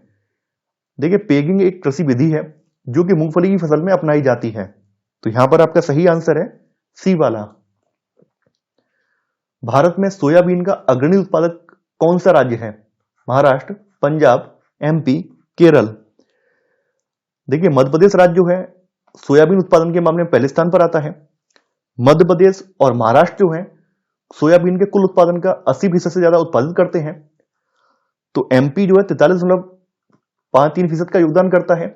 इसके बाद फिर महाराष्ट्र का स्थान आता है। महाराष्ट्र जो है 42.98% का उत्पादन करता है, तो आपका सही आंसर है यहां पर सी वाला। भारत में तिलहन का सबसे बड़ा उत्पादक है गुजरात, राजस्थान, एमपी, उत्तर प्रदेश। देखिए भारत में तिलहनी फसलों का सबसे बड़ा उत्पादक राज्य राजस्थान राज्य है, तो यहां पर आपका सही आंसर है बी वाला। निम्नलिखित में से भारत का कौन सा राज्य मूंगफली का सबसे बड़ा उत्पादक है? तमिलनाडु, राजस्थान, एमपी, गुजरात। मूंगफली का सबसे बड़ा उत्पादक राज्य जो है गुजरात है। गुजरात के बाद फिर सेकंड नंबर पर राजस्थान आता है, राजस्थान का स्थान आता है। इसके बाद फिर आपका तमिलनाडु आ जाता है, तो पहले नंबर पर जो है गुजरात है, सेकंड पर राजस्थान और थर्ड पर तमिलनाडु आता है, तो सही आंसर है यहां पर डी वाला। राजस्थान किस वस्तु का प्रमुख उत्पादक है? चना, सरसों, कपास, गेहूं। देखिए राजस्थान जो है सरसों का प्रमुख उत्पादक राज्य है। राजस्थान सरसों का जो है 46.06% हिस्सा उत्पादित करता है। तो आपका सही आंसर है यहां पर बी वाला। वरुणा प्रजाति है सरसों की, सूरजमुखी की, अलसी की, तिल की। वरुणा जो है सरसों की एक प्रमुख प्रजाति है। तो आपका सही आंसर है यहां पर ए वाला। पूसा बोल्ड एक प्रजाति है गेहूं की, सरसों की, चना की, मूंगफली की। पूसा बोल्ड जो है ये सरसों की एक प्रजाति है। तो आंसर है आपका बी वाला। पीतांबरी एक प्रजाति है धान की, चना की, सरसों की, गेहूं की। देखिए पीतांबरी भी एक सरसों की प्रजाति है। तो सही आंसर है यहां पर सी वाला। जिप्सम की अधिक मात्रा आवश्यक होती है धान की फसल में, बरसीम की फसल में, गेहूं की फसल में या फिर मूंगफली की फसल में। देखिए मूंगफली की फसल उगाने के लिए जिप्सम की अधिक मात्रा आवश्यक होती है। तो सही आंसर है यहां पर डी वाला। कौशल किस फसल की उन्नत प्रजाति है? चना, कपास, मूंगफली, गेहूं। कौशल जो है मूंगफली फसल की उन्नत प्रजाति है। तो सही आंसर है यहां पर सी वाला। 111वां प्रश्न है, निम्नलिखित में से किस फसल में सबसे ज्यादा प्रतिशत तेल की मात्रा होती है? मूंगफली, सूरजमुखी, सोयाबीन, तिल। देखिए ये मोस्ट इंपॉर्टेंट प्रश्न है, कई बार ये पूछा भी गया है और आपको इसका उत्तर पता होना चाहिए। सबसे ज्यादा जो तिलहनी फसलों में तेल की मात्रा जो होती है वो तिल में होती है। तिल में ये मात्रा जो है 52% होती है। तिल के बाद तिल से कम जो मात्रा होती है वो मूंगफली में होती है। मूंगफली में जो 48.2% तेल की मात्रा होती है। इसके बाद सोया का नंबर आता है। सोयाबीन में जो है 40% ऑयल होता है। सूरजमुखी में जो है 42% ऑयल होता है। सबसे ज्यादा ऑयल जो है तिल में होता है। तो सही आंसर है यहां पर डी वाला। अगला प्रश्न है, निम्नलिखित में से भारत का कौन सा राज्य सूरजमुखी की फसल का सबसे बड़ा उत्पादक है? कर्नाटक, उड़ीसा, हरियाणा, महाराष्ट्र। देखिए कर्नाटक राज्य जो है सूरजमुखी फसल का सबसे बड़ा उत्पादक राज्य है। कर्नाटक अकेले जो है सूरजमुखी का 48.65% उत्पादन करता है। तो यहां पर सही आंसर है यहां पर ए वाला। 113वां प्रश्न है, वह फसल उपोष्ण प्रकृति की है, उसके लिए कठोर पाला हानिकारक है, विकास के लिए कम से कम 210 पाला रहित दिवसों और 50 से लेकर 100 सेंटीमीटर वर्षा की आवश्यकता पड़ती है, हल्की सुअपवाहित मृदा जिसमें नमी धारण करने की क्षमता है, उसकी खेती के लिए आदर्श रूप से अनुकूल है। यह फसल निम्नलिखित में से कौन सी है? कपास, जूट, गन्ना, चाय। यह भी आईएएस परीक्षा में पूछा गया प्रश्न है। यहां पर कपास की बात हो रही है। कपास के लिए कम से कम 210 पाला रहित दिवस, 50 से लेकर 100 सेंटीमीटर वर्षा और हल्की सुअपवाहित मृदा की आवश्यकता होती है। तो यहां पर आपका सही आंसर है यहां पर ए वाला। भारत के निम्नलिखित क्षेत्रों में से कौन सा कपास का अधिकतम मात्रा में उत्पादन करता है? उत्तर पश्चिमी भारत और गंगा क्षेत्रीय पश्चिमी बंगाल, उत्तर पश्चिमी और पश्चिमी भारत, पश्चिमी और दक्षिणी भारत, उत्तरी भारत के मैदान। देखिए यहां पर उत्तर पश्चिम और पश्चिम भारत में कपास का सर्वाधिक उत्पादन होता है। तो यहां पर आपका सही आंसर है बी वाला। अगला है, भारत का सबसे बड़ा कपास उत्पादक है महाराष्ट्र, गुजरात, पंजाब, हरियाणा। वर्तमान में आपके 2021-22 के जो आंकड़े हैं उनके अनुसार गुजरात राज्य जो है कपास उत्पादन के मामले में पहले स्थान पर है। गुजरात जो है 27% कपास का उत्पादन अकेले करता है। इसका सेकंड स्थान पर जो है महाराष्ट्र का स्थान आता है। महाराष्ट्र जो है भारत के कुल उत्पादन का 23% उत्पादित करता है। तो यहां पर आपका सही आंसर है बी वाला। अगला प्रश्न है, निम्नलिखित में से किन जिलों को कपास की खेती के कारण सफेद सोने का क्षेत्र कहते हैं? रतलाम खंडवा, उज्जैन शाजापुर, खंडवा खरगोन, धार झाबुआ। देखिए खंडवा और खरगोन रीजन जो है यहां पर कपास की खेती सबसे ज्यादा होती है, इसलिए इसे सफेद सोने का क्षेत्र कहा जाता है। तो सही आंसर है यहां पर सी वाला। अगला है, महाराष्ट्र में निम्नलिखित में से कौन सी एक फसल श्वेत स्वर्ण के नाम से जानी जाती है? गेहूं, मक्का, कपास, गन्ना। महाराष्ट्र में कपास की फसल को श्वेत स्वर्ण के रूप में जाना जाता है। तो सही आंसर है यहां पर सी वाला। अगला प्रश्न है, निम्न कथनों पर विचार कीजिए। भारत कपास के पौधे का आदि निवास है। अगला है, विश्व में भारत पहला देश है जहां कपास की संकर किस्म विकसित हुई, जिसके परिणाम स्वरूप वर्धित उत्पादन होता है। आपको यहां बताना है कौन सा कथन सही है। देखिए यहां पर आपका पहला वाला कथन बिल्कुल सही है। कपास का जो मूल स्थान है वो भारत ही है। नहीं, भारत कपास के पौधे का आदि स्थान है और विश्व में भारत पहला देश है जहां कपास की संकर किस्म विकसित हुई, जिसके परिणाम स्वरूप वर्धित उत्पादन होता है, यानी बहुत ज्यादा मात्रा में उत्पादन होता है। तो यहां पर आपका पहला दूसरा दोनों ही सही है। तो सही आंसर है यहां पर सी वाला, यानी एक और दो दोनों। अगला है, कपास के रेशे प्राप्त होते हैं पर्ण से, यानी पत्ते से, बीज से, तने से, मूल से। ये काफी ज्यादा इंपॉर्टेंट है, पूछा भी गया है। कपास के रेशे जो हैं उसके बीज से प्राप्त होते हैं। तो सही आंसर है यहां पर बी वाला। महाराष्ट्र के काली मिट्टी के क्षेत्र में कपास को गन्ने की फसल से प्रतिस्पर्धा का सामना करना पड़ रहा है। इसका कारण है, इस क्षेत्र में कपास की उत्पादकता और का घटना, क्षेत्र की जलवायु में सामान्य परिवर्तन, सिंचाई सुविधाओं के प्रसार के कारण इस क्षेत्र में गन्ने की फसल अधिक लाभप्रद है। अगला है, देश में चीनी की बढ़ती मांग और ऊंची कीमत। देखिए ये सही बात है कि महाराष्ट्र रीजन में एक तो काली मिट्टी पाई जाती है, तो काली मिट्टी कपास की खेती के लिए, साथ ही साथ गन्ने की खेती के लिए बहुत ज्यादा उपयुक्त है। तो यहां पर जब सिंचाई सुविधाओं का जब प्रसार हो रहा है, तो ऐसे में किसान जो है कपास की अपेक्षा गन्ना उगाना ज्यादा पसंद कर रहे हैं। तो यही कारण है कि महाराष्ट्र में जो कपास है इसको गन्ना की फसल से प्रतिस्पर्धा का सामना करना पड़ रहा है। तो आपका सही आंसर है यहां पर सी वाला। अगला प्रश्न है, भारत में जूट उत्पादन के संदर्भ में निम्नलिखित कथनों पर विचार कीजिए। यह पश्चिम बंगाल तथा इसके समस्पर्शी जो पूर्वी भाग हैं इनकी एक व्यापारिक फसल है। विभाजन के दौरान देश का विशाल जूट उत्पादक क्षेत्र पूर्वी पाकिस्तान, यानी आज के बांग्लादेश में चला गया। असम जो है देश के इस उत्पादन का 3/4 भाग पैदा करता है। देखिए जूट जो है एक रेशेदार फसल है जिसका उपयोग थैला, वस्त्र या फिर अन्य प्रकार के सामान बनाने में इसका उपयोग होता है। और ये जो है पश्चिम बंगाल और इससे लगे हुए जिले हैं वहां का एक प्रमुख व्यापारिक फसल है। जूट जो है हमारे देश के, जो हमारे यहाँ जो भी फसलें उपजाई जाती हैं उनके 0.5% क्षेत्र पर उगाई जाती है। जिस समय हमारे देश का विभाजन हुआ उस समय जो जूट का एक बहुत बड़ा रीजन था, लगभग 3/4 जो क्षेत्र था वो पूर्वी पाकिस्तान यानी आज के बांग्लादेश में चला गया था। यहां पर आपका थर्ड वाला गलत है। असम नहीं बल्कि पश्चिम बंगाल यानी वेस्ट बंगाल जूट उत्पादन के मामले में पहले नंबर पर है। जूट उत्पादन का 3/4 भाग अकेले वेस्ट बंगाल से आता है। तो यहां पर आपका 1 और 2 सही है। तो सही आंसर है यहां पर केवल 1 और 2। निम्नलिखित में से कौन सी फसल न्यूनतम जल दक्ष यानी लीस्ट वाटर एफिशिएंट फसल है? गन्ना, सूरजमुखी, बाजरा, अरहर। लीस्ट वाटर एफिशिएंट का मतलब यह किस फसल में कम पानी से काम नहीं चलेगा, इसमें ज्यादा पानी लगाना पड़ेगा। तो यहां पर आप कंपेयर करें, अरहर, बाजरा, सूरजमुखी में इतना पानी नहीं लगेगा। सबसे ज्यादा पानी की आवश्यकता गन्ने की फसल में पड़ती है। तो आपका सही आंसर है यहां पर ए वाला। यह प्रश्न भी आईएएस परीक्षा में पूछा गया है। 123वां प्रश्न है, भारत के किस राज्य में गन्ने की खेती के अंतर्गत सबसे अधिक भूमि है?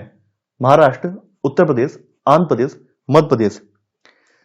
देखिए उत्तर प्रदेश राज्य में गन्ने की खेती के अंतर्गत एक बड़ी भूमि है। उत्तर प्रदेश में 21.80 लाख हेक्टेयर भूमि पर गन्ने की खेती की जाती है। इसके बाद फिर महाराष्ट्र का स्थान आता है। महाराष्ट्र में जो है 11.43 लाख हेक्टेयर भूमि पर गन्ने की खेती की जाती है। तो यहां पर आपका सही आंसर है बी वाला। अगला प्रश्न है, भारत की निम्न फसलों में से किस फसल के अंतर्गत उसके शुद्ध सकल कृषि क्षेत्र के सिंचित क्षेत्र का सर्वाधिक प्रतिशत है? गेहूं, तिलहन, चावल, गन्ना। यह भी काफी ज्यादा इंपॉर्टेंट है। यानी कहने का मतलब है कि यहां पे पूछा गया है कि भारत में कौन सी ऐसी फसल है जहां पर सिंचाई का रेशियो सबसे ज्यादा है ना। यह पूछा गया है कि कौन सी ऐसी फसल है जिसमें सिंचाई का रेशियो सबसे ज्यादा है। तो यहां पे बारी बारी से हम लोग बात कर लेते हैं। सबसे पहले हम बात करते हैं गेहूं की। तो देखिए गेहूं में जो हमारा सिंचित क्षेत्र है तो वो 87.90% क्षेत्र है जो कि सिंचाई पर निर्भर है। फिर बात करें तिलहन की, तो तिलहन की फसलों का 36.88% क्षेत्र जो है वो सिंचित क्षेत्र है। चावल का जो है, चावल की अगर हम बात करें तो चावल का जो है 60.06% क्षेत्र जो है सिंचित क्षेत्र है। जबकि गन्ने की बात करें तो गन्ने का सबसे बड़ा क्षेत्र हमारे यहाँ सिंचाई पर निर्भर है।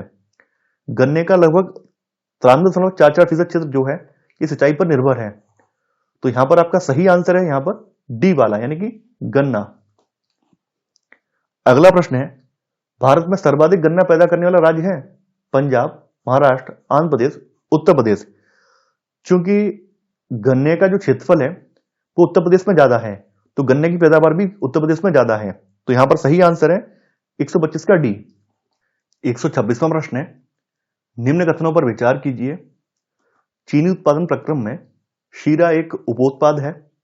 अगला है, चीनी कारखानों में चीनी मिलों में से निकली खोई भाप बनाने के लिए बॉयलरों में ईंधन के रूप में प्रयोग की जाती है।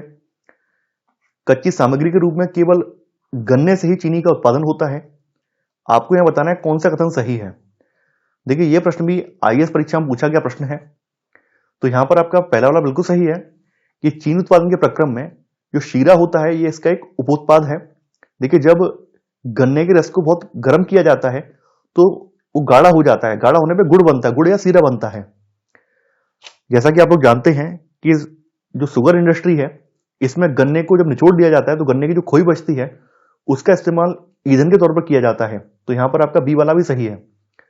देखिए, चीनी केवल गन्ने से ही नहीं बनती है, चीनी जो है गन्ने के अलावा चुकंदर से भी बनती है। तो यहां पर आपका सी वाला जो है गलत हो जाएगा। यहां पर एक और दो सही है, तो सही आंसर है यहां पर ए वाला, यानी कि एक और दो। अगला प्रश्न है, गन्ने में शर्करा की मात्रा घट जाती है यदि पौधा बढ़ने की अवधि में अधिक वर्षा हो जाए, पकने की अवधि में पाला गिर जाए, पौधा बढ़ने की अवधि में तापमान में कमी वृद्धि या हो जाए, या पकने की अवधि में तापमान बहुत अधिक हो।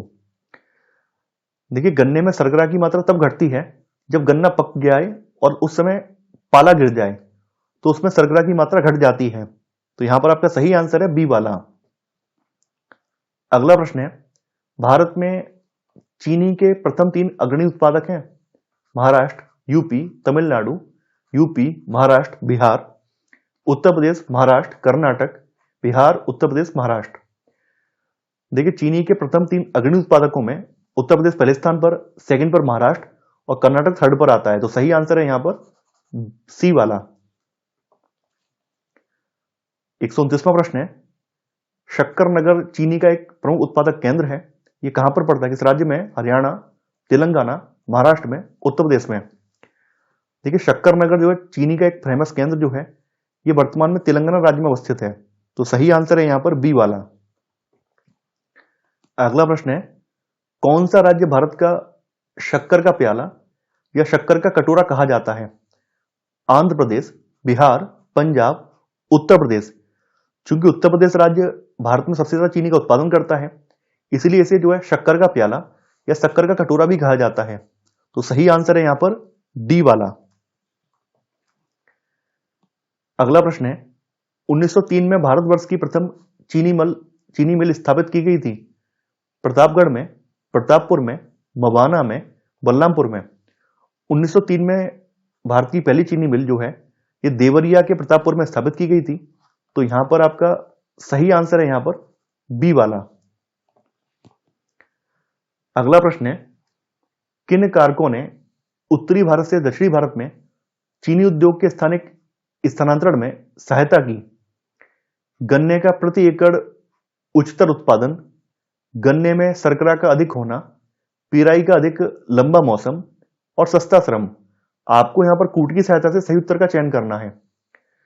देखिए, यहां पर पहली बात तो यह साउथ में गन्ने की जो प्रति एकड़ पैदावार है वो उच्च है, तो एक रीजन ये है। इसके अलावा साउथ इंडिया चूंकि उष्णकटिबंध में पड़ता है तो गन्ने में शर्करा का जो मात्रा है वो भी ज्यादा है। इसके अलावा यहाँ पर उष्णकटिबंध में पड़ने की वजह से यहाँ पर बहुत ज्यादा मौसमी गतिविधियां भी नहीं होती हैं, तो यहाँ पर पिराई के लिए अधिक लंबा समय मिल जाता है। सस्ता श्रम नहीं है यहाँ पर, तो यहाँ पर 1, 2 और 3 ये सही है। तो सही आंसर है यहाँ पर बी वाला, यानी 1, 2 और 3। अगला प्रश्न है, गन्ने में प्रजनन का कार्य किया जा रहा है लखनऊ में, शाहजहांपुर में, श्रावस्ती में, कोयंबटूर में। देखिए, 1912 ईस्वी में कोयम्बटूर में गन्ना प्रजनन केंद्र की स्थापना की गई थी। तो यहां पर आपका सही आंसर है डी वाला। गन्ने का बीज उत्पादित किया जाता है IISR लखनऊ में, IARI नई दिल्ली में, बीज अनुसंधान निदेशालय मऊ में, SBI कोयम्बटूर में। देखिए गन्ने का जो प्रजनन केंद्र है, गन्ने का जो बीज तैयार किया जाता है वो SBI कोयम्बटूर में तैयार किया जाता है। तो सही आंसर है यहां पर डी वाला। अगला प्रश्न है, गन्ने की अड़साली फसल पकने के लिए समय लेती है 6 माह, 12 माह, 18 माह, 24 माह। देखिए अड़साली जो गन्ने की जो अड़साली फसल है, इसके उत्पादन के मामले में महाराष्ट्र जो है पहले स्थान पर आता है। तो ये पकने में लगभग 18 महीने का समय लेती है। तो सही आंसर है यहां पर सी वाला। यहां पे कथनों पर विचार करना है। कथन, चीनी उद्योग दक्षिण भारत में अधिक विकसित है। कारण क्या है? गन्ने की प्रति हेक्टेयर पैदावार और गन्ने के रस की मात्रा दक्षिणी राज्यों में अधिक है। तो यहां पे कथन और कारण दोनों ही सही हैं। तो सही आंसर है यहां पर ए वाला। अगला यहां पर कथन कारण वाला प्रश्न आ गया। यहां पे स्टेटमेंट दिया गया है, उत्तर प्रदेश में गन्ना और चीनी का उत्पादन महाराष्ट्र से अधिक है लेकिन उत्पादकता कम है।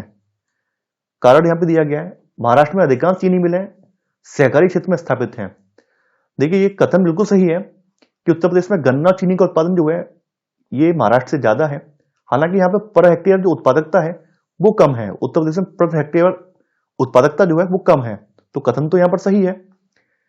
कारण जो है, कारण भी अपनी जगह सही है। महाराष्ट्र में लगभग 99% जो चीनी मिले हैं वो सहकारी क्षेत्र में है। तो यहाँ पे कथन कारण दोनों सही है। हालांकि कारण जो है वो कथन की सही व्याख्या नहीं कर रहा है। तो आपका आंसर होगा यहाँ पर बी वाला, यानी ए और आर दोनों सही है किंतु ये जो है ए का सही स्पष्टीकरण आर नहीं है। अगला प्रश्न है, निम्नलिखित में से कौन सा राज्य भारत का सबसे बड़ा चाय उत्पादक है? तमिलनाडु, पश्चिम बंगाल, कर्नाटक, आसाम। देखिए भारत में चाय का सबसे बड़ा उत्पादक राज्य जो है वो असम राज्य है। सही आंसर है यहां पर डी वाला। अगला प्रश्न है, भारत में चाय उत्पादन के संदर्भ में निम्नलिखित कथनों में से कौन सा सही नहीं है? पहला है, यह उत्तरी चीन के पहाड़ी क्षेत्रों की एक देशज फसल है और भारत में इसका रोपण जो है अंग्रेजों ने स्टार्ट किया था। भारत में चाय की खेती जो है 1840 में असम की ब्रह्मपुत्र घाटी में प्रारंभ हुई। चीन के बाद भारत जो है दुनिया का दूसरा सबसे बड़ा चाय उत्पादक देश है। भारत का दक्षिणी भाग देश के कुल उत्पादन का लगभग 83% उत्पादित करता है। देखिए यहां पर पहला वाला भी सही है कि ये जो चाय है ये चीन के जो पहाड़ी क्षेत्र है उनकी देशज फसल है और भारत में इसका रोपण अंग्रेजों ने स्टार्ट किया था। चाय की खेती की जो स्टार्टिंग है 1840 में असम की ब्रह्मपुत्र घाटी में की गई थी। चाय के प्रोडक्शन के मामले में भारत जो है चाइना के बाद सेकंड नंबर पर आता है। देखिए चाय उत्पादन की बात करें तो चाय उत्पादन का अधिकांश हिस्सा जो है वो नॉर्थ इंडिया वाले पार्ट से आता है, ना कि साउथ से। तो भारत का जो उत्तरी भाग है, ना कि दक्षिणी भाग, नहीं, भारत का जो उत्तरी वाला भाग है, उत्तर वाला भाग है, ये देश के कुल उत्पादन का लगभग 83% उत्पादित करता है। तो यहां पर आपका डी वाला गलत है। तो सही आंसर है यहां पर डी वाला। अगला प्रश्न है, भारतीय चाय बोर्ड कहां स्थित है? गुवाहाटी, कोलकाता, चेन्नई, तिरुवनंतपुरम। देखिए चाय बोर्ड जो है ये कोलकाता में अवस्थित है। तो सही आंसर है यहां पर बी वाला।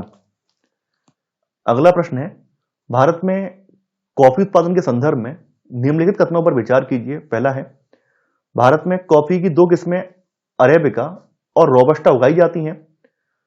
सेकंड, कॉफी सबसे पहले कर्नाटक के बाबा बुदन पहाड़ियों में उगाई गई थी। थर्ड, भारत में कॉफी का सर्वाधिक उत्पादन करने वाला राज्य केरल है। आपको बताना है कौन सा कथन यहां पर सही नहीं है, यानी यहां पे गलत कौन सा है वो आपको बताना है। देखिए यहां पर बिल्कुल सही बात है कि भारत में कॉफी की दो किस्में अरेबिका और रोबस्टा उगाई जाती हैं। वैसे तो कॉफी की 3 किस्में हैं, अरेबिका, रोबस्टा और लिबेरिका, लेकिन भारत में अरेबिका और रोबस्टा ही उगाई जाती हैं। कॉफी जो है सबसे पहले कर्नाटक की बाबा बुदन पहाड़ियों पर उगाई गई थी। यहाँ पे सेकंड वाला भी सही है। कॉफी का सबसे ज्यादा उत्पादन जो है केरल में नहीं बल्कि कर्नाटक राज्य में होता है। सबसे ज्यादा उत्पादन करने वाला राज्य जो है केरल नहीं बल्कि कर्नाटक है। तो यहां पर आपका थर्ड वाला गलत हो जाएगा। यहां पे पूछा गया है कौन सा सही नहीं है, थर्ड वाला केवल सही नहीं है, तो आंसर है आपका ए, केवल थर्ड। अगला प्रश्न है, निम्न में से कौन से देशों में गेहूं व चावल की अधिक उत्पादकता की किस्में विकसित की गई थी? जापान और ऑस्ट्रेलिया, संयुक्त राज्य अमेरिका और जापान, मैक्सिको और फिलीपींस, मैक्सिको और सिंगापुर। जैसा कि आप लोग जानते हैं 1960 के दशक में भारत में उत्पादकता बढ़ाने के लिए हाई यील्ड वैरायटी वाले यानी HYV बीज मैक्सिको फिलीपींस से मंगाए गए थे। तो गेहूं के बीज जो थे वो मैक्सिको से लाए गए थे और चावल के बीज फिलीपींस से मंगाए गए थे। तो यहां पर आपका सही आंसर है सी वाला। अगला प्रश्न है, निम्न में से कौन सा सिंचित क्षेत्रों में भूनिम्नीकरण का मुख्य प्रकार है? अवनालिका अपर्दन, वायु अपर्दन, मृदा लवणता, भूमि पर सिल्ट का जमाव। देखिए, जिन क्षेत्रों में सिंचाई बहुत ज्यादा की जाती है तो निचली सतहों में मौजूद जो लवण होते हैं वो मृदा की ऊपरी सतह पर आ जाते हैं। तो मृदा लवणता यहाँ की प्रमुख समस्या है। तो सही आंसर है यहां पर सी वाला।